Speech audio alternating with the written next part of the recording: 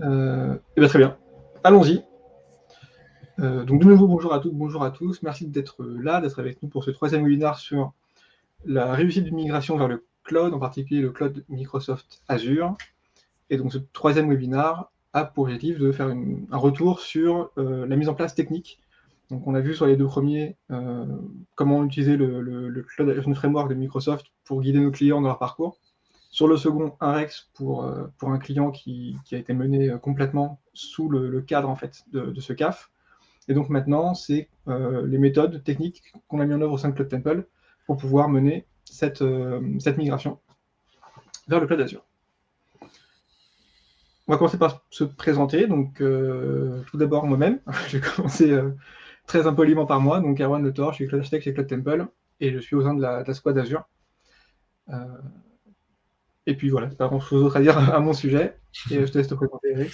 Ouais, moi du coup Alexandre Gaillet, je suis team leader en fait de la squad AWS chez Cloud Temple, mais j'interviens aussi beaucoup sur tout ce qui est client Azure. Donc, j'accompagne pas mal, un peu toutes les équipes. Yes.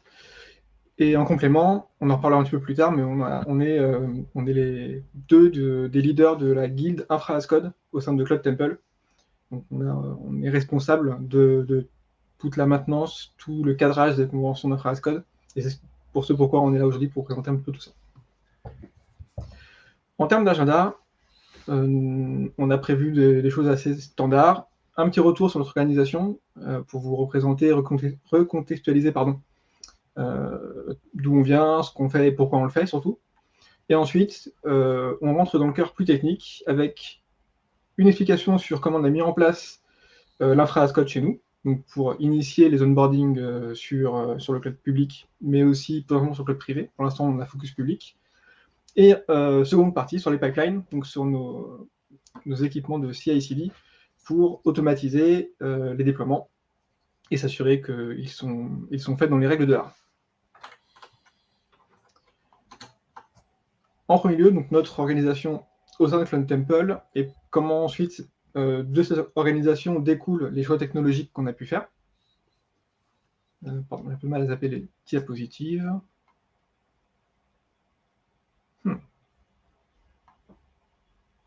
Ok, tu n'as pas envie cannabis. Voilà, pardon, c'est un petit peu compliqué. Donc, en premier lieu, l'idée c'est de revenir sur tout le chemin des webinaires, mais aussi de notre parcours à nous, propre, à Cloud Temple. Donc, on a choisi de s'appuyer beaucoup sur le cadre de Microsoft, donc le Cloud Adoption Framework. Pardon. On en a parlé avec Stanislas Castana et Jérôme Vutan lors du premier webinaire. Il y a le replay, on vous partagera les liens et ils sont présentés en fin de ce webinaire aussi, si besoin. Et donc ce framework nous permet de mettre en œuvre en fait tous les outils et moyens, qu'ils soient techniques, mais aussi en termes d'organisation, de formation, de suivi, etc., pour s'assurer que l'adoption du cloud, et donc la migration vers le cloud, soit correctement effectuée, qu'elle soit pérenne et qu'elle apporte les réponses attendues par nos clients. Donc ce parcours, comme il est écrit ici, chacun de nos clients a son propre parcours, qui dépend de ses besoins, de ses objectifs, de ses contraintes, de ses réglementations, par exemple aussi. Ça, c'était plutôt vu dans le second webinaire, donc c'était la partie Rex. On a présenté, avec le cas d'un de nos clients, justement, quelles étaient ses contraintes et à quoi ça aboutit en termes de cheminement d'adoption d'Azure, avec tout ce que ça amenait comme définition technique, comme méthode d'organisation, etc. Et donc de tout ça, donc de ce cadre et de notre expérience sur les différents parcours de nos clients, on a implémenté une version, on va dire, standardisée, mais qui reste bien sûr évolutive et flexible. Hein, chaque client a ses propres considérations, on vient de le voir. Et c'est ce qu'on présente aujourd'hui, donc cette partie technique qui sert de socle à tous nos déploiements, à toutes nos intégrations de clients sur Azure, et qui permet d'accélérer en fait ces déploiements et qui nous permet à nous de construire rapidement les choses qui sont communes, les fondations et les structures de landing zone pour se focaliser sur le métier et ne pas perdre trop de temps à faire des choses qui sont pour nous maintenant devenues des standards. Bien sûr, Alexandre, tu n'es pas à me couper si je dis des bêtises ou si tu veux ajouter un truc. Hein. C'est ouais, t'inquiète. À la bonne franquette aujourd'hui. J'ai voulu remettre ce schéma pour vous rappeler un petit peu, pour ceux qui qui l'auraient oublié ou qui n'ont pas pu suivre les webinaires précédents, ce schéma, c'est une des méthodes de travail sur le cloud, un des modèles d'utilisation du cloud de Microsoft, qui s'appelle l'Enterprise Scale, et qui reproduit, je pense, plutôt bien ce que nous, on essaie d'amener à nos clients, c'est-à-dire quelque chose qui a l'air très complexe à première vue, mais qui au final n'est pas tant que ça. C'est simplement une structure qui est bien découpée, qui est bien segmentée, et qui permet de manière très facile ensuite d'ajouter des briques à la demande et de répartir les responsabilités de manière assez fluide, sans besoin d'aller manipuler des accès ou des visibilités sur des ressources en bout de chaîne. Donc le principe de ce modèle, il est assez simple. On a une structure en fait qui est pyramidale, on part de la racine et on descend jusqu'aux ressources en elles-mêmes. Et sur le chemin, on trouve des groupes de management donc, qui vont regrouper des souscriptions selon leur vocation, que ce soit plutôt la partie fondation, plateforme, les landing zones applicatives et d'autres utilisations comme des choses qui sont ici décommissionnées ou des sandbox. On peut en imaginer d'autres, bien sûr. Chaque client a ses besoins et sa structure. Et pour rentrer un peu dans le détail, donc la partie plateforme, elle serait découpée selon ce modèle par ici 3 segments. Une partie identité, qui contiendrait tout ce qui est relatif à la partie AD, DNS, ADFS, etc., où ça est équivalent sur d'autres technologies, bien sûr.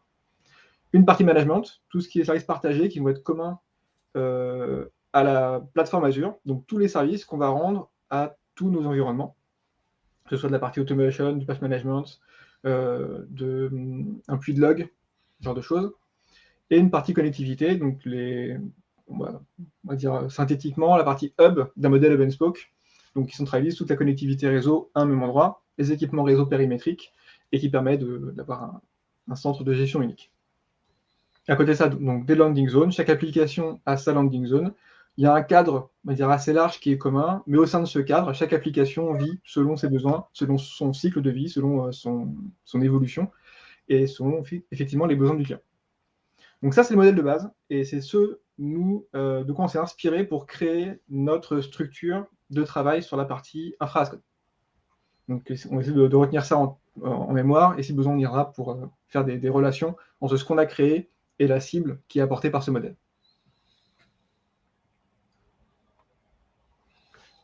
Au sein de Cloud Temple, on a réorganisé nos équipes pour pouvoir adresser ces sujets de modernisation, de montée vers le cloud et d'utilisation de nouveaux outils comme la partie DevOps et donc l'infra as code. J'ai ici voulu représenter les deux parties principales. En fait, il n'y a pas bien sûr pas que ces équipes, mais ce sont le cœur en fait de travail de métier sur la partie cloud. Donc tout d'abord notre centre de service qui est divisé en squads. Chaque squad a dans son portefeuille certains clients, une petite volumétrie de clients pour pouvoir avoir des équipes qui sont spécialistes sur ces clients. Et en parallèle, une équipe cloud transformation qui est scindée en 2 squads, la squad Azure, la squad AWS, dont Alex est le leader. Et pour avoir un cycle assez dynamique, pour éviter les allers-retours entre les différentes squads, on a établi une équipe de référents cloud, donc qui sont des personnes qui sont sélectionnées au sein de chaque squad dans le centre de service, et qui sont les garants de la bonne utilisation de nos outils infra as code, de nos outils DevOps globalement, et de la partie cloud public. Donc s'il y a quelqu'un au centre de support qui a une question, un besoin particulier, avant d'escalader notre équipe, en interne, il a déjà un socle de référence qui est son référent cloud. En parallèle de ça, on a construit donc une guilde infra as code qui contient des membres qui peuvent être de n'importe quel squad, parce que tout le monde participe et tout le monde utilise la phrase code pour nous. Donc ça peut être des gens d'une équipe qui ne sont pas référents, des gens qui sont référents cloud, peu importe, et qu'on vienne du centre de service ou de la partie cloud transfo, on est membre de la guilde et on a le même poids, le même niveau d'intervention, de contribution au sein de la guilde. Et ce mécanisme permet d'avoir déjà une guilde on en parlera un petit peu après, qui définit les conventions et qui maintient tout notre cadre technique, et d'avoir surtout, une fois que c'est défini, des relais en fait au sein de chacune des squads. Comme on a des membres de guilde un peu partout, et ces personnes, même si elles ne sont pas référentes, elles peuvent porter les messages, elles peuvent assister les autres, et ça permet de plus facilement diffuser les connaissances et les éléments qu'on a mis en œuvre. Si jamais c'est pas clair, n'hésitez pas à poser-nous des questions, on peut en les vue sans aucun problème. Mais voilà, globalement, c'est notre structure, c'est notre mode de fonctionnement, Et donc, bien sûr, en cas de problème, en cas de besoin, les squads centres de service peuvent escalader les squads spécifiques Azure AWS pour des incidents de niveau 3, par exemple, ou pour des revues d'archi sur lesquelles ils n'ont pas forcément toutes les connaissances et toute la vision. Ce modèle aussi permet pas mal aussi de prendre aussi les besoins des équipes, étant donné qu'on est, en gros, la guilde est composée de plusieurs équipes au final. Enfin, c'est plusieurs personnes qui sont dispatchées dans plusieurs équipes. Ça permet de remonter en fait les besoins des dites équipes pour du coup faire un focus sur certains sujets, améliorer certaines choses, etc. Parce que avec une vision de guilde classique, entre guillemets, sans avoir une patte dans la production ou quelque chose comme ça, on n'a pas forcément un retour sur le besoin en fait, des équipes.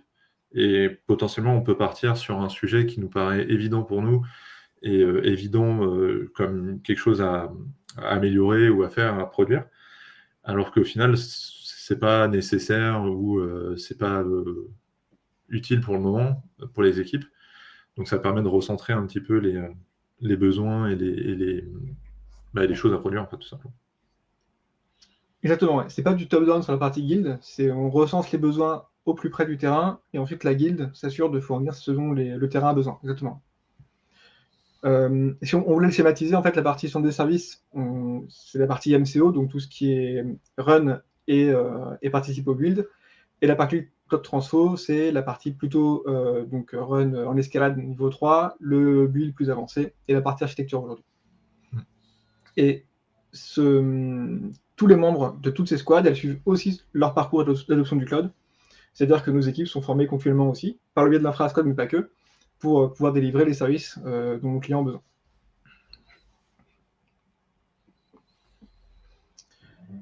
Passons au cœur, au vif du sujet, l'infra as code en elle-même. Donc, comment nous, côté Cloud Temple, on utilise les outils d'infra as code et qu'est-ce qu'on en fait, comment on a organisé les choses et quelles en sont les perspectives pour nous.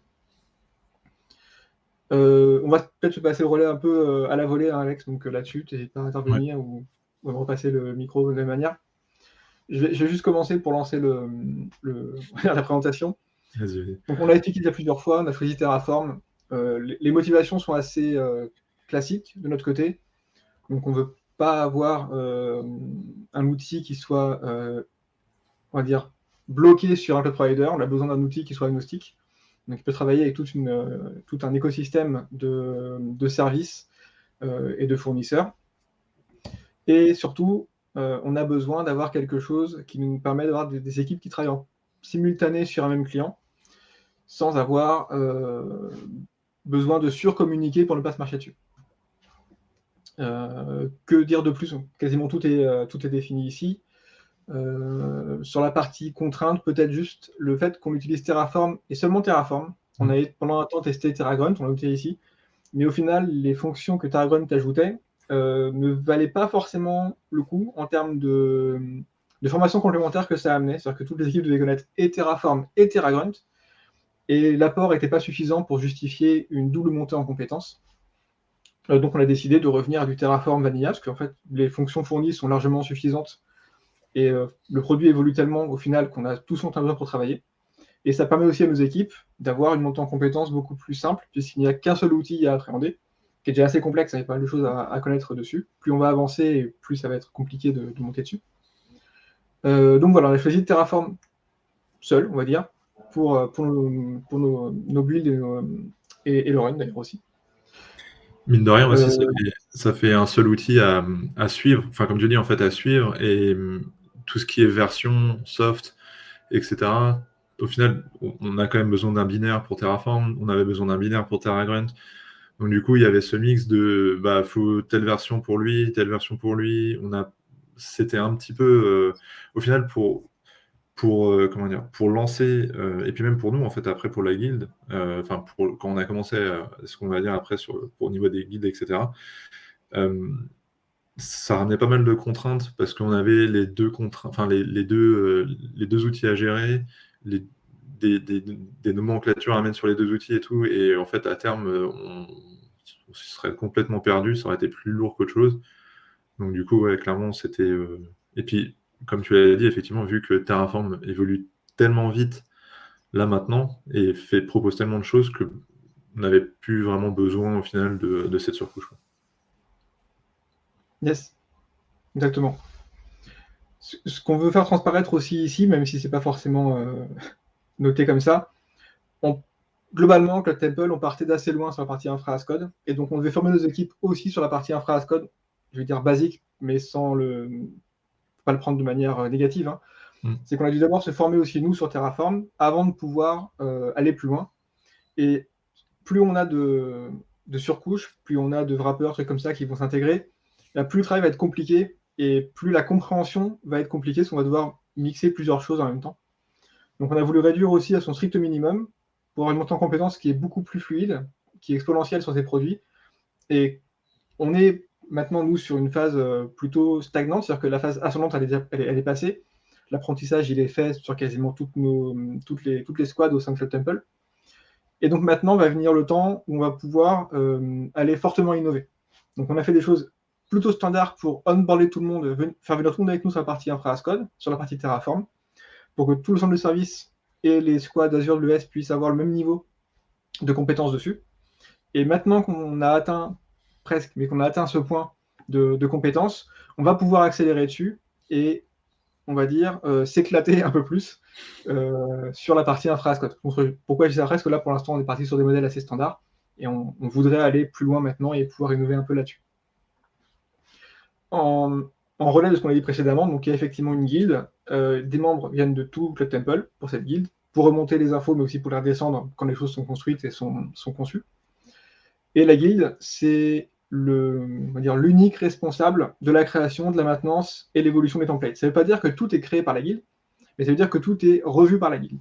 Donc n'importe quelle équipe peut proposer quelque chose, même un truc déjà fini, parce qu'ils ont eu l'utilité, ils l'ont créé, ils nous le remontent, on met un petit coup de polish pour s'assurer que les différentes conventions Cloud Temple sont bien respectées et qu'on a un modèle qui correspond plus ou moins à ce qu'on a déjà en place, et ensuite on l'intègre et on met à disposition de tout le monde. Donc c'est vraiment le rôle de la guilde, c'est de faire le pivot entre toutes les équipes, d'intégrer toutes les idées et de prioriser aussi un petit peu. Il y a beaucoup de gens qui ont besoin de choses et donc forcément, il faut prioriser celles qui vont être le plus vite utiles à un plus grand nombre, plutôt que celles qui sont plutôt de niche et qu'on devra traiter en second temps.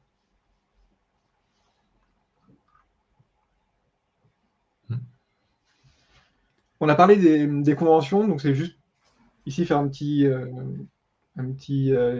dive, mais pas trop profond dans les conventions qu'on a voulu établir. C'était le premier travail d'Infra as Code de Cloud Temple, c'est de mettre un peu tout le monde autour de la table et dire ok, aujourd'hui, quand on a commencé ces travaux, les clients étaient déjà commencés en Terraform, voire Terraform plus Terragrun selon les clients. Et tous ne respectaient pas les mêmes conventions exactement, il y avait des drifts un peu partout. Donc on a dû tout remettre à plat. On a redéfini l'arborescence, donc comment un projet de Terraform doit être organisé et découpé. Comment doivent être nommés les fichiers. Ça peut paraître un petit peu extrémiste, mais au final, quand on est en train de runner un client, on s'y repère beaucoup plus vite quand on a des fichiers, des groupes de fichiers qui ont une nomenclature similaire. Donc c'est ce qu'on a voulu mettre en place pour aussi uniformiser le traitement derrière au sein de nos centres de service. Et les conventions d'écriture. Est-ce qu'on met des majuscules, des minuscules, ou est-ce qu'on met un tiret, un dash, comment on nomme les ressources Terraform, etc. Et par extension, on a été sur la partie Cloud aussi, c'est-à-dire que c'est pas forcément normalement le rôle de la guilde infra as code, mais c'est un rôle qu'on a pris quand même. On a défini des conventions de travail sur la partie Cloud public, donc les conventions de nommage Azure et AWS pour commencer, la convention de tag, donc ceux qui sont mandatory, optionnels, les valeurs potentielles, etc. Et des bonnes pratiques de mise en œuvre. Ça veut dire que nos templates intègrent nativement maintenant ce que Cloud Temple considère être que les bonnes pratiques. Donc on sait beaucoup sur ce que fait Microsoft ou des partenaires très reconnus. On ne va pas tout réinventer, mais ça nous permet de venir avec un client en disant nous on vient, on build, par contre, de base, quand on arrive, on a déjà mis un socle de base qui est éprouvé et qui implémente les bonnes pratiques. On n'a pas à chaque fois avec le client à rééchanger, à redéfinir, à recalibrer. On vient avec une structure. Si on doit faire des modifications, pas de problème, on peut les porter. Mais si jamais le client n'a pas forcément d'avis ou pas la maturité pour rentrer avec nous sur ces sujets en profondeur, et ben on le lui explique, on lui dit voilà ce qu'on met en place, et ensuite on ajuste uniquement la partie applicative à ce cadre en fait qui est prédéfini. Et dernier point, du coup, on agit aussi sur l'outillage. Et là, je pense par exemple à GitLab, sur lequel toi, tu as beaucoup travaillé, Alex, qui nous a permis de recentraliser les clients sur GitLab, d'avoir nos pipelines de CI/CD redéfinis pour GitLab, et d'avoir notre écosystème de travail Azure, AWS, GitLab, Terraform, qui est assez sain et qui est très, très transparent pour l'end-user. Il n'y a pas beaucoup de modifications à faire, d'interventions à faire si on veut travailler avec. C'est assez naturel, les liens sont nativement portés, et on a encore une fois des choses préconfigurées pour ne pas avoir à passer trop de temps à des choses qui ont assez peu de valeur ajoutée au final. Ouais. Après, ce qu'il faut voir, c'est que et c'est ce qui est noté juste après, c'est que alors pour les conventions d'infra as code, c'est assez, comme tu l'as dit, assez strict. C'est-à-dire qu'on essaye de garder ces nomenclatures, ces conventions, le nommage des fichiers, etc. Comme tu as dit, ça peut vraiment paraître très strict, mais c'est vraiment dans une idée d'organisation en fait au sein de CloudTemple pour que chaque personne qui vient d'arriver chez CloudTemple ou qui est là depuis plusieurs mois, plusieurs années, et qui change de projet, qui arrive sur un autre projet, il sait retrouver ses ressources, il sait retravailler, il sait se débrouiller. Après, tout ce qui va être sur le cloud public, la convention de nommage sur le cloud public, ça va être un petit peu plus, comment dire ça, souple, on va dire, parce que on arrive avec des propositions et pas forcément on ne va pas imposer forcément le nommage des ressources, mais on arrive avec notre convention de nommage. C'est-à-dire que si un client X ou Y n'a pas d'idée de comment nommer ses ressources et qui s'en fout un petit peu, il faut être honnête, et ben en fait, on lui propose ça parce que ça suit le cadre Microsoft, dans l'exemple Microsoft ou AWS pour AWS, peu importe. Et en fait, ça nous permet aussi de pouvoir nous y retrouver. Après, si le client a sa convention pour diverses raisons, question de sécurité, d'anonymisation des ressources, etc., et rien ne nous empêche de la suivre. Par contre, là où on va quand même être un petit peu, on va s'imposer un petit peu, ça va être au niveau des tags, parce que dans ces tags, en fait, il y a des tags qui vont nous permettre, qui vont faire fonctionner notre monitoring, par exemple, ou les runners GitLab, ou les choses comme ça. Et du coup, ça va être important qu'on les ait. Il y en a certains qui peuvent être modifiés à la volée, etc., qui peuvent être un peu partagés avec le client, donc c'est pas trop gênant. Mais il y en a quelques-uns dont on en a absolument besoin, et ceux-là, on pourra forcément les imposer. Yes. Du coup, tu as bien résumé, je pense, sur tout ça. Donc, une fois qu'on a parlé de ces conventions, un exemple, c'est comment on a défini notre arborescence, comment on a voulu nommer les fichiers. Alors, si vous reconnaissez des choses que vous avez déjà vues ailleurs, pas de surprise. On a essayé de s'inspirer, en fait, aussi de choses qui ont déjà marché, de nos expériences précédentes, ou de cas qu'on a rencontrés au fur et à mesure de nos travaux avec le Temple. Donc là, on prend le principe, on a un client qui s'appelle client, on est très, on est très imaginatif, et ce client n'a pour l'instant qu'une structure avec quelques applications, quelque chose qui sont sur la partie France centrale.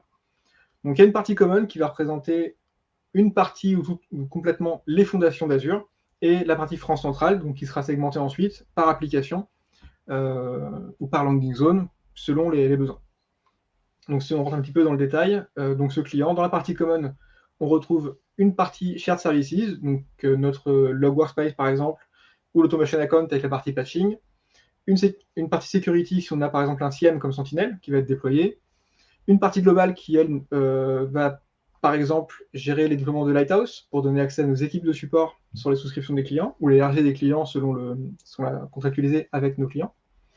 Et Arc Management, dans le cadre où on est un client hybride, avec des choses à gérer sur ces data centers on-premise ou sur les nôtres, parce qu'on peut aussi héberger la partie hybride de nos clients sur nos data centers. Sur la partie France centrale, on retrouve des choses plus liées à l'applicatif. Donc une application qu'on a nommée App 1, encore une fois, on est très créatif. Une partie common, donc c'est les objets communs de cette application, donc qui ne seront utilisés que par cette application.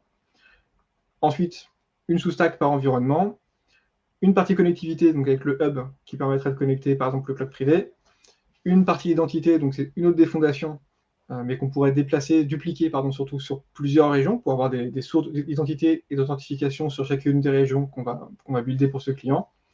Et Legacy, alors pour nous, Legacy, c'est les choses qu'on migre vers Azure.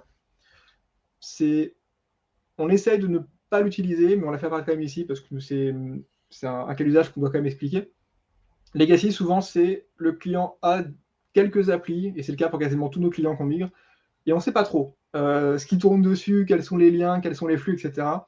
Donc souvent, la partie Legacy, c'est un work in progress.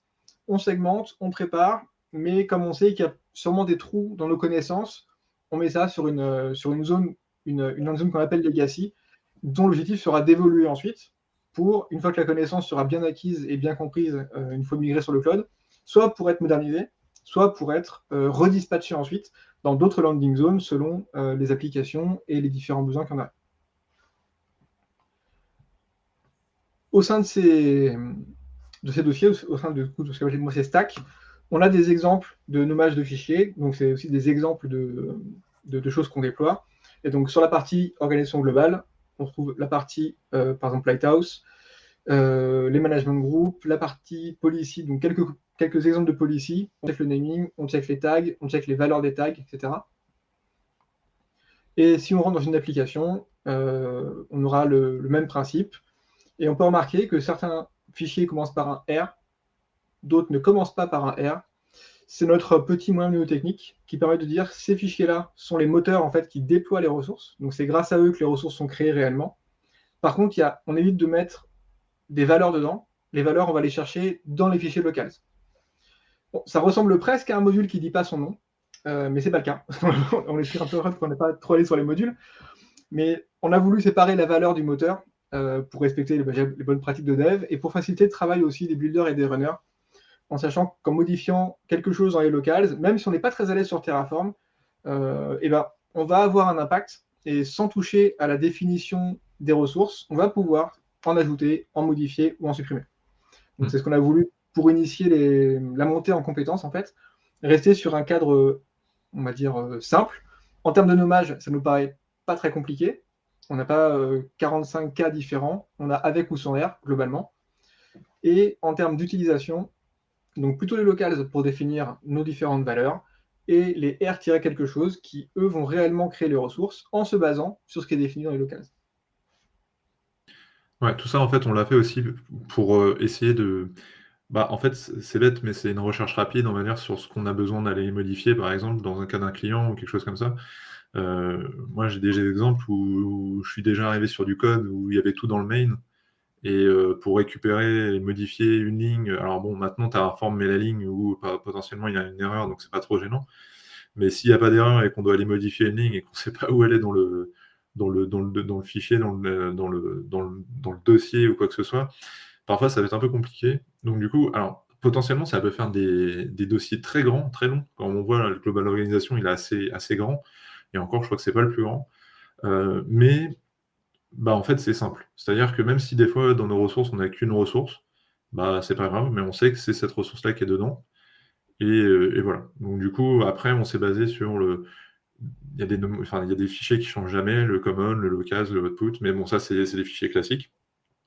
Et après, on a essayé d'organiser, comme tu as dit, en fait, client, région ou common, l'application, et puis après les environnements, histoire de descendre en fait au plus bas jusqu'à l'environnement, en fait, et de ne pas pouvoir se retrouver facilement, en fait, quand on arrive sur un projet, on sait que c'est l'app 1 en dev en France centrale qui bug ou il y a quelque chose à modifier, paf, on suit juste le chemin et on arrive jusqu'aux informations. C'est ça. Là, on a fait un choix d'organisation. On a mis la région en premier. C'est pas forcément ce qu'on rencontre ailleurs, mais c'est ce que nous, on considère comme étant le plus cohérent avec les autres de nos clients, par exemple. Donc, d'où cette structure découpée d'abord par région, puis par application. Dans d'autres cas, d'autres mises en œuvre, peut-être que vous allez voir une application qui est ensuite découpée en région. Chacun ses convictions par rapport à ça. Mais nous, c'est Ouais, la mon nôtre en tout environnement cas. en premier, il y a Oui, voilà, pas ça mal va de être choix l'environnement en premier, possibles. effectivement. Ouais. Et d'ailleurs, c'est aussi l'avantage de ce qu'on a créé, ce qu'on fait juste après, la partie des templates qu'on a créés, c'est que du coup, ils sont agnostiques de ça, la structure en fait qui est ici, peu importe. Si on la change demain, ça ne change pas nos templates. Ouais. Et du coup, bah, transition parfaite. Les templates. Alors, pourquoi je parle de templates? Je vais commencer là-dessus, je te laisserai la main, je pense, Alex, pour être plus Yes. explicite que moi. Sur la partie template, on s'est beaucoup posé la question, est-ce qu'on fait plein de modules, où on consomme ceux de la communauté qui sont déjà très bien, ou est-ce qu'on met toutes les ressources à plat dans des modèles internes? Et en fait, la solution, ça a été de se mettre en relation avec nos centres de service, qui étaient en cours d'apprentissage de la partie Terraform, ou qui l'avaient déjà utilisé dans d'autres conditions. Et on s'est rendu compte que on avait besoin d'avoir encore un peu de flexibilité. Déjà, tous les clients ne sont pas pareils. Donc forcément, chaque implémentation va être distincte d'un client à l'autre. Mais aussi, le fait d'avoir des modules, ça impose, en cas d'un souci quelconque sur un module, de devoir aller le modifier pour pouvoir l'utiliser selon nos besoins pour le client lambda sur lequel on est. L'inconvénient de ça, c'est que ça force un runner ou un builder à aller faire une modif sur un module, la tester, la vérifier, la faire reviewer, la merger pour pouvoir l'utiliser correctement. En tout cas, c'est ce que nous, on impose comme guide flow. L'inconvénient, c'est que ça perd un petit peu en termes de dynamisme, en termes de temps passé, mais surtout, tout le monde n'a pas assez d'expérience pour se projeter sur un module. Donc ça va venir plus tard, maintenant qu'on a atteint ce pic, j'ai envie de dire, de cours d'apprentissage. Mais on s'est dit, on fait les templates, donc des choses qui sont avec des ressources à plat, qui ressemblent en termes de structure un petit peu à un module. On a vu la partie, on a la partie output, on a plein de choses qui sont déjà définies et qu'on va exploiter plus tard en termes de modules. Mais en mode template, ça permet à n'importe qui de faire ses modifs. Une fois que le modèle est dupliqué chez un client, on peut en faire ce qu'on veut, on peut modifier ce qu'on veut dedans, ça ne touche pas à la source. Et on peut avoir un delta entre une modif sur une application sur un client et remonter la modif sur un template ensuite. C'est-à-dire qu'en termes de temps, c'est pas la même vélocité. On peut travailler très vite sur le client, on remonte la fois à la guilde en parallèle, j'ai un souci, j'ai un besoin, je l'ai mis sur tel client, et derrière, quelqu'un d'autre, la guilde par exemple, peut arrêter le module, le template, pardon. Ouais, ça, c'est un processus qu'on a, pour le coup bien éprouvé sur les templates. Ils ont été utilisés sur plusieurs de nos clients et c'est vrai que bah, quand on développe quelque chose, on le développe avec nos exemples. Donc c'est facile, ça fonctionne avec l'exemple qu'on a, forcément. Et effectivement, en fait, le fait de le mettre à l'épreuve des stacks des clients, forcément, tu te rends compte que il y a un petit truc qui va pas. Le réseau, par exemple, ne va pas, ou il y a quelque chose qui va pas dans le module, qui est pas, enfin, dans le template qui est pas bon à ce niveau-là, et en fait, ou tout simplement qu'il manque quelque chose. Parce que l'exemple qu'on a, on avait besoin de 80% de ce qu'il fallait, et les 20% qui restaient, etc., fallait y penser, mais sur le moment, on n'y a pas pensé. Du coup, on remonte un peu. On remonte comme ça. Et c'est bidirectionnel du coup, parce qu'on peut penser à des améliorations côté template. Et du coup, ça fonctionne un petit peu moins avec la version des templates en mode descendante. C'est-à-dire que si jamais on a un upgrade au niveau du template, potentiellement, il faut que sur le client, on repasse dessus et qu'on refasse les modifications. Parce que techniquement, on ne peut pas faire ce que ferait un module, par exemple, prendre la nouvelle version. Mais du coup, ce que tu disais, c'est que ça laisse un peu plus de souplesse. C'est-à-dire que tu n'es pas obligé de te dire que si tu veux mettre à jour ton code, tu es obligé de tout éclater parce que tu passes sur des nouvelles versions et potentiellement, il y a des changements dans tous les sens. Et là, tu es parti pour 2 jours de micmac avec Terraform pour essayer de tout remettre un peu d'aplomb. Donc ouais. C'est un modèle de fonctionnement, quoi, on va dire. En cas, c'est le modèle qu'on a choisi, aussi pour le modèle des équipes et pour les rendre autonomes, pour pouvoir quelqu'un qui a du code Terraform en face de lui, ce sont peut-être, en tout cas, de la façon plus légitime d'aller modifier son code en direct, plutôt qu'aller modifier un module qui est partagé par tout le monde. Donc si quelqu'un a pris un template comme source, l'a dupliqué sur son client et le modifié en local, il touche que son client en fait. Alors que s'il va sur un template qui fait une erreur quelconque parce qu'il n'a pas suivi le guide flow, parce qu'il n'a pas forcément pensé à tous les use cases, et à ce moment-là, du coup, il va impacter tout le monde. Donc c'est aussi ce côté rassurant qu'on peut avoir pour les équipes d'avoir un template qui est une source de travail, mais qui est ensuite modifiable à l'envie, sans impact pour les camarades qui bosseraient sur d'autres versions de ce même template. Ceci dit, on n'a pas exclu la partie module pour autant. On en utilise quelques-uns déjà. Aujourd'hui, on a 50-50 entre ceux de la communauté et ceux qu'on a buildés nous-mêmes. Et l'idée, c'est qu'à terme, on avance de plus en plus sur des choses modulaires, puisque la partie template, elle est bien, elle est flexible, etc. Mais il y a un tout petit delta entre ce que nous, on met dans les templates avec nos bonnes pratiques et ce qui est au final réellement mis chez les clients. Et on voudrait avoir des choses un peu plus, on dirait rapprocher le cadre sur certaines ressources, certains éléments de ces ressources, pour justement être sûr que les minima soient toujours mis en œuvre, quoi qu'il arrive.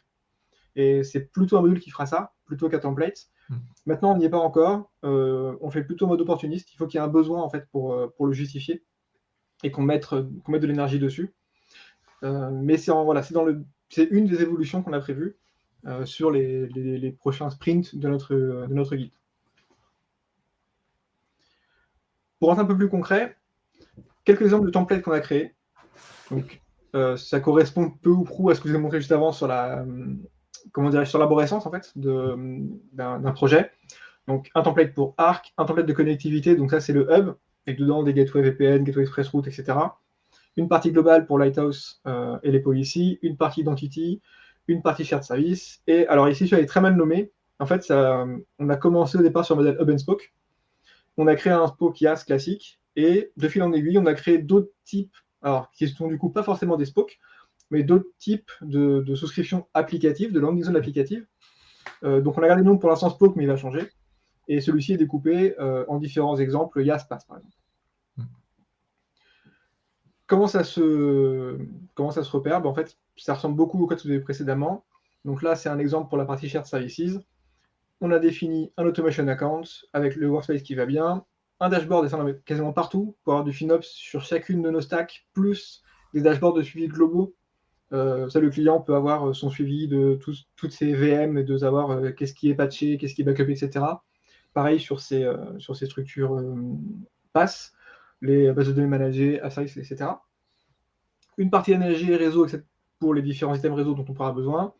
La configuration du Security Center, du patch management, un exemple d'un jump post ou d'un bastion si c'est nécessaire pour le client. Et ensuite, simplement, en fait, le builder le duplique sur le clone sur son client et ajuste selon ses besoins. Et donc, la majorité des ajustements vont se faire au niveau des locals qui définissent les différents items à mettre en œuvre. Un exemple un peu plus du coup, poussé, même si le nommage n'est pas bon ici, donc pour un spoke, une partie commune, donc quels sont les items communs qu'on va déployer quel que soit le type d'application. Pour l'instant, c'est assez limité parce qu'entre PaaS et IaaS, il y a peu de choses qui sont similaires, mais on a quand même mis trop de choses pour l'instant pour pouvoir être sûr de couvrir un petit peu l'ensemble. Donc, par exemple, je crois dans le common ici, il y a un recovery vault qui est utile pour le IaaS, mais qui peut être moins utile pour du PaaS. Même si, bon, pourquoi pas, par exemple, sur un partage SMB, ça pourrait être utile.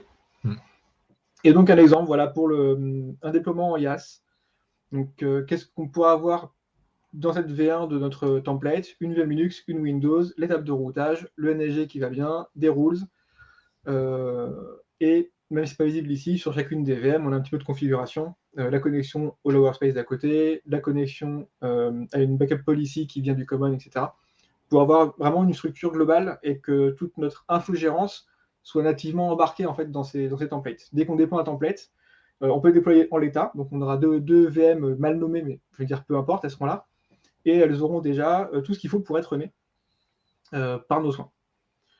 Les évolutions qu'on a prévues ici, par exemple, c'est d'ajouter soit une gestion des zones un peu plus fine, soit des scale sets, ce genre de choses, mais on itère au fur et à mesure des besoins de nos clients. Et pour l'instant, la V1 de ce template reste assez standard, mais intègre tout. Et ça permet à nos équipes j'ai 10 VM Windows, pas de problème, je duplique mon truc et j'ajuste pour chacune des VM leur configuration. Ça, c'est super important parce que c'est vrai que là, pour le coup, en fait, on voit dans l'IaaS, par exemple, du Linux, du Windows, etc. Ce qu'il faut se dire, c'est que c'est juste un exemple. C'est-à-dire que, en gros, on donne des exemples de VM Linux, on donne des exemples de VM Windows. Il y a des routes, il y a des NG rules, etc. Mais par exemple, potentiellement, on va déployer un client. il ne va pas avoir besoin de route. Bah, on enlève juste les routes et puis on n'en a pas besoin. Il aura besoin que d'une VM Linux, par exemple. On enlève le fichier Windows et puis en fait, il y a un petit peu de ménage en fait à faire entre guillemets là dans notre cas parce que en fait on a choisi de tout mettre en fait en tous les exemples cadrés avec les besoins de la guilde ou les choses comme ça, enfin avec les conventions de la guilde, etc. Et du coup, bah, après, en fait, c'est un petit exercice de ménage à faire. Bah, ça, j'en ai pas besoin, je l'enlève. J'en ai pas besoin, j'enlève. Ça, bah, j'ai besoin de 4 VM Linux et de 2 Windows, bah, je duplique, etc. Et puis voilà. Donc, là, pour l'instant, c'est très. On itère les exemples, on va dire. Et du coup, il y a un petit peu de ménage à faire. Après, c'est vrai que bah, quand on passera, par exemple, avec le besoin des modules, par exemple, si jamais on modulise quelque part, par exemple, les VM, par exemple, bah, on pourra se dire qu'il n'y aura qu'un seul fichier VM et avec un module qui prendra en paramètre soit du Linux, soit du Windows, etc. Et du coup, on raccourcit un petit peu tout ça. Mais dans un premier temps, dans une V1, et ben, on a tout mis comme ça en exemple, et puis ça donne des exemples. Puis les gens savent à peu près, les personnes qui vont utiliser ça savent à peu près bah, quels paramètres il faut, quel nom mettre pour ce type de ressources, etc. Et puis après, c'est libre à eux de modifier ou de compléter ou de supprimer des choses, quoi. Bah, c'est un bon exemple pour justement nos cibles d'évolution. Là, on est vraiment sur des choses très standards où on copie-colle, en fait, on va dupliquer le fichier pour avoir une maîtrise complète de chacune des VM. On est arrivé à ce niveau maintenant de compétences. Donc, une des deux pour ce template, c'est un bon exemple, c'est d'avoir plus qu'un seul fichier de VM avec, par exemple, un module qu'on va appeler, ou même le code en l'état, on va dire applat, mais qu'on va dynamiser avec une liste de VM à créer dans les locals. Donc, on va imaginer un second fichier locals-VM, par exemple, dans lequel chacun va lister les différentes configurations dont il a besoin pour ses VM. S'il n'a pas besoin de configuration, bon, on prend un VM par défaut. Et que de manière plus automatique, en tout cas, ça puisse créer des VM 1, 2, 3, 50 selon le besoin et qu'on n'ait plus besoin de dupliquer. Donc c'est un bon exemple pour dire, voilà, l'état aujourd'hui où on en est, c'est très standard. Il n'y a pas vraiment de... Voilà, on est sur les bases de Terraform, mais on va évoluer, puisque justement maintenant nos équipes ont tout le niveau suffisant pour nous aider aussi à évoluer. C'est-à-dire que grâce à ce travail initial sur les templates, les équipes ont monté en compétences et donc elles sont toutes capables de participer aussi aux templates. Donc on était quelques-uns à créer ces templates et maintenant on est beaucoup à pouvoir les faire évoluer. Donc c'est tout bénéf pour tout le monde et ça nous permet on a commencé petit, on va dire, hein, et on va pouvoir accélérer fort sur les mois qui viennent maintenant pour pouvoir améliorer tout ça et surtout automatiser tous ces déploiements et faciliter la vie de tout le monde. Alors vu l'heure qu'il est, j'accélère un tout petit peu. C'est juste pour donner un petit exemple de code. Je vais mettre les deux bouts côte à côte. Donc, on est sur une zone common. En haut, vous avez le fichier locals. Donc, un exemple de choses qui sont à remplir par le builder ou par le runner. Donc, quelques infos sur lesquelles seront basées, vous l'avez en bas, la convention de nommage qui sera appliquée ensuite à toutes les ressources. Alors, bien sûr, on espère que toutes les ressources et pas des choses dynamiques, parce que là, ça complique un peu les choses. Mais en l'occurrence, pour l'instant, ce n'est pas un cas qu'on a rencontré. Donc, en fait, on construit la base de la convention en s'appuyant sur des valeurs qu'on définit au-dessus. Donc, la région, l'environnement, le trigramme, le projet, etc.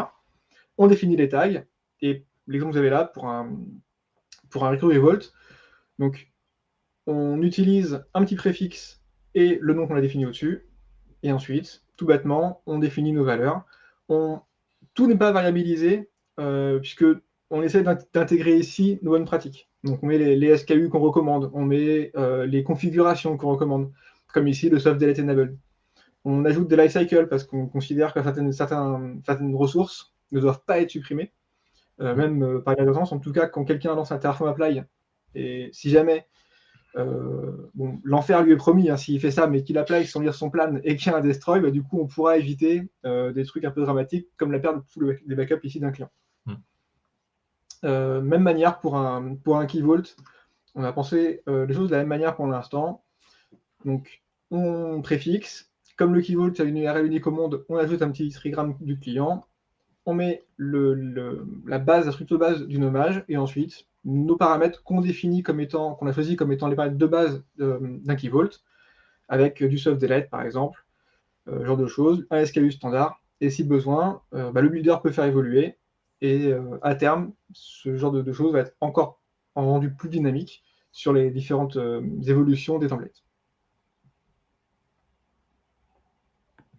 Alex, tu as un truc à compléter là-dessus? C'est bon pour toi? Ouais, à part le fait de dire que c'est des configurations de base avec des recommandations de base qui peuvent être modifiées en fait.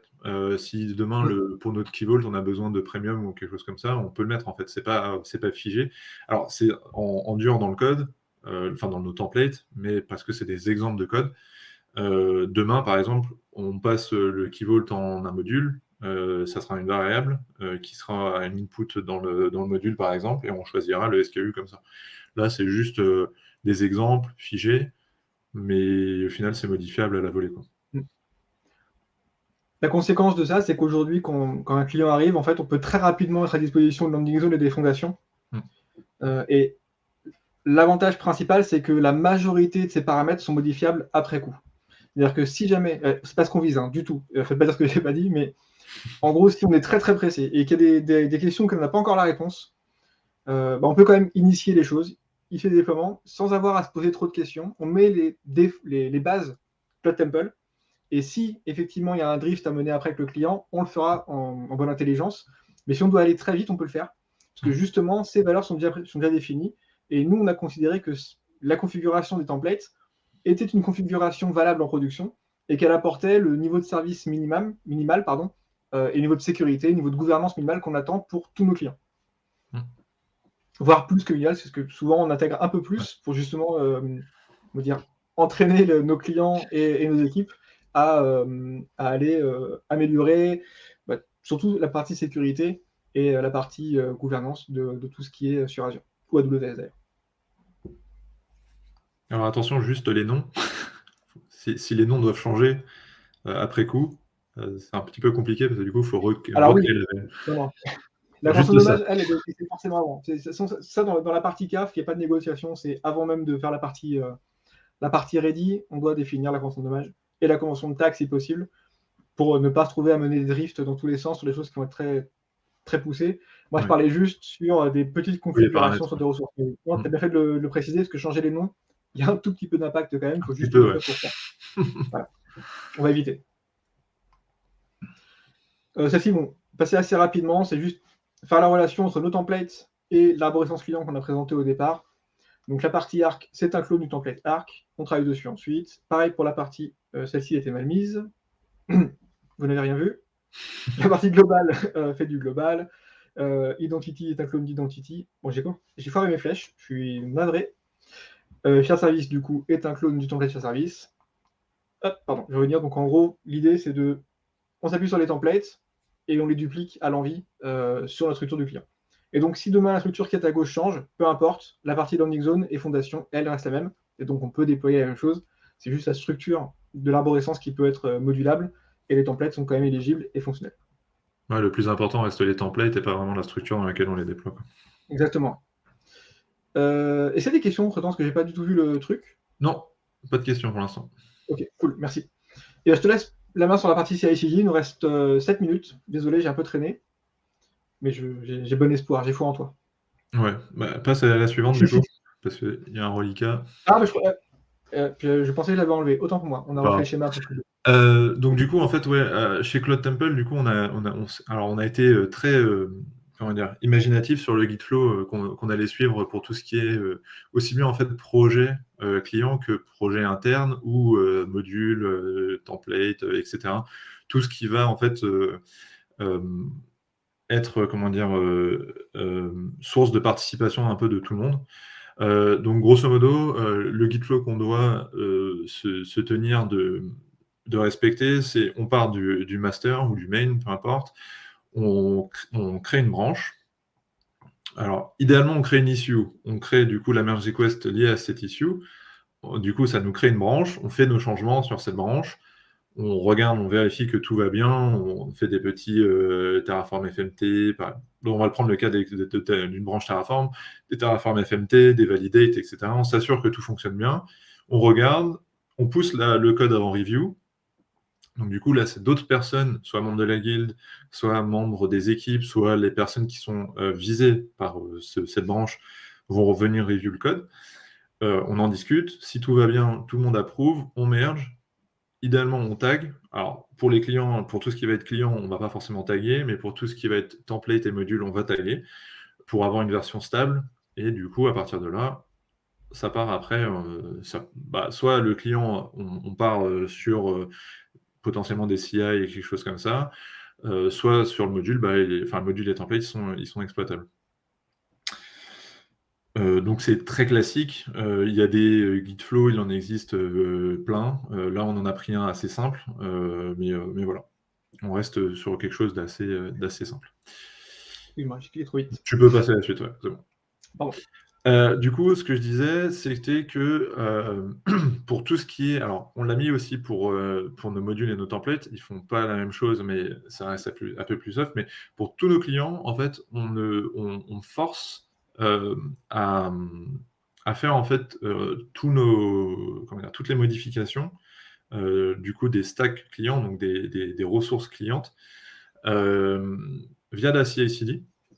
Et du coup, en fait, donc on a des pipelines GitLab qui s'exécutent. On a coupé en fait ces pipelines en deux, pour résumer assez largement.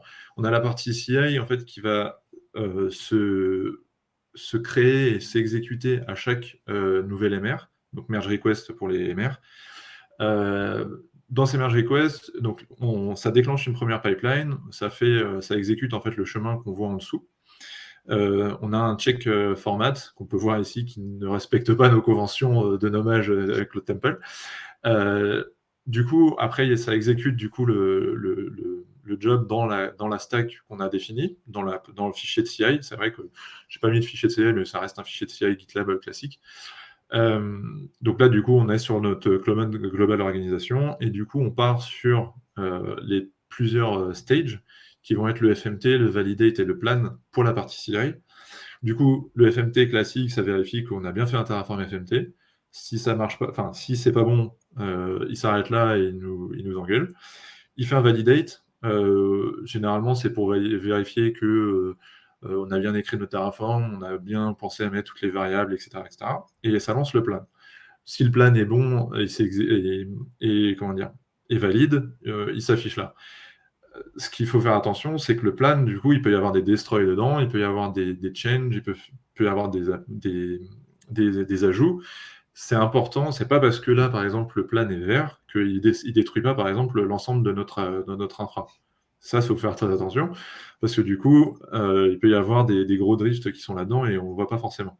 On part sur le principe que en fait, l'étape qui est demandée, c'est un plan, c'est-à-dire qu'on est maître des modifications qu'on a faites, donc c'est à nous de vérifier ce qui passe là-dedans et de vérifier qu'on a bien, qu'ils planifient bien de faire ce qu'on veut en fait, tout simplement. Ces CI-là sont redéclenchés à chaque commit sur notre merge request et c'est exécuté autant de fois qu'on va faire un commit dessus. Du coup, après, on a la partie CD qui est en fait, comme vous voyez, grosso modo, la même chose que la CI. Parce qu'on s'est dit, on avait deux choix. On s'était dit, est-ce que la CD va faire juste l'apply et du coup, c'est potentiellement, un plan apply ou quelque chose comme ça, mais qui est potentiellement un petit peu risqué. Ou est-ce qu'on reprend les mêmes étapes qu'on avait juste avant, grosso modo, et on ajoute cette apply? On a fait le deuxième choix parce que on s'est dit que ça nous coûtait rien, en fait, et que ça valait le coup de refaire toute la chaîne et de s'assurer que toute la chaîne était bien valide.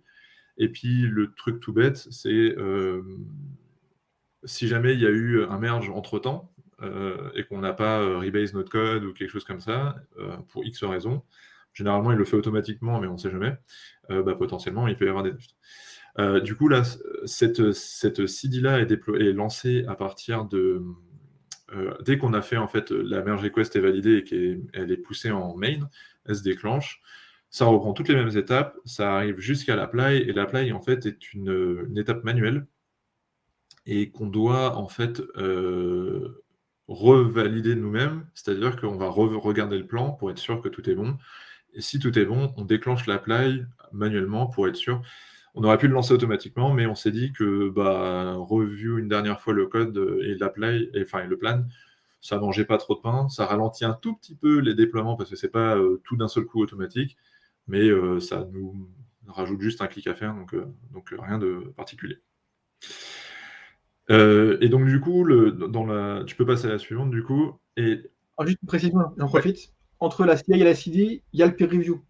oui, C'est ce qu'on a montré dans la partie Gitflow. C'est-à-dire que n'importe qui ne peut pas dire OK, c'est bon, et je passe à la suite. Donc la personne qui a préparé les modifs du code et qui est satisfaite de son plan, parce que bien sûr il a relu son plan, quand on clique sur les différentes stages, on peut voir le rendu. Donc le plan est affiché en détail dans la CI. Et un autre reviewer doit venir, donc ça peut être un référent Claude par exemple, qu'on a vu sur l'organisation ou quelqu'un d'autre, doit venir checker le code, checker le plan, et uniquement s'il est en phase avec, ouais. il valide et on passe du coup à la CD. Bah, excuse-moi, je voulais Ouais, non, préciser c'est ça bien, pour c'est très bien rappeler important qu'on parce a que une. il ne faut pas, et un des points qu'on a surtout, c'est qu'on ne peut pas s'auto-review, s'auto-merge, parce que du coup, en fait, ça casse tout le modèle du Gitflow, qui est justement cette peer review et qui permet de faire valider nos modifications par quelqu'un d'autre et de s'assurer du bon fonctionnement de tout ça. Exactement. Et du coup, là, c'est un petit exemple de notre check, un petit script Python qui check en fait bah, toutes les conventions qu'on a déployées, en fait, enfin convenues ensemble chez Cloud Temple. Grosso modo, en fait, on a un script Python qui va s'exécuter et qui va regarder, qui fait un peu la police en fait, et qui va taper là où ça fait mal à chaque fois, et qui va s'exécuter dessus et sur l'ensemble de notre code. Donc, il ne fait pas uniquement une branche ou quoi que ce soit, il prend tous les fichiers qu'il y a, tous les repos Terraform, enfin tous les dossiers Terraform, et en fait, bah, il va dire là, ton dossier il est mal formaté, ton fichier il est mal formaté, des majuscules, des underscores, des machins, etc. Ou pas le bon nom, tout simplement. Et du coup, après, il va passer sur l'ensemble des fichiers Terraform, et il va regarder en fait si il n'y a pas des majuscules, des choses. Alors après, ça dépend selon les outputs ou selon les noms des ressources, etc. Si c'est du underscore, si c'est du tiret et que c'est pas bon, c'est pas ce qu'on avait défini, etc. Il le remonte. Et du coup, voilà. Et du coup, on peut voir ce genre d'output où en gros, il nous dit bah grosso modo, bah, tu as déployé du code Terraform, mais tu n'as pas respecté les nomenclatures à cet endroit-là. Avec bah, par exemple des majuscules un peu partout dans le nom de la ressource. Grosso modo, c'est un peu ce qui revient souvent, ou des tirets, alors que ça devrait être des underscores, ou des underscores alors que ça devrait être des tirets, grosso modo. Donc c'est un script qui ne bloque pas pour l'instant, qui est juste informatif pour l'instant. Il pourrait devenir plus tard peut-être un petit peu plus virulent en tant que script et faire que ça fait échouer directement la pipeline, mais c'est pas prévu pour l'instant. Et du coup, entre crochets, c'est les numéros de ligne qui sont à Oui, checker. On est quand même pas trop salaud. On dit ouais. où aller voir. Au début, sur les premières versions, on disait simplement que bah, là, il y avait un problème quelque part et que c'était à toi d'aller le trouver. Là, après, on s'est dit, bon, on va rajouter la ligne, ça va plus vite. Donc voilà.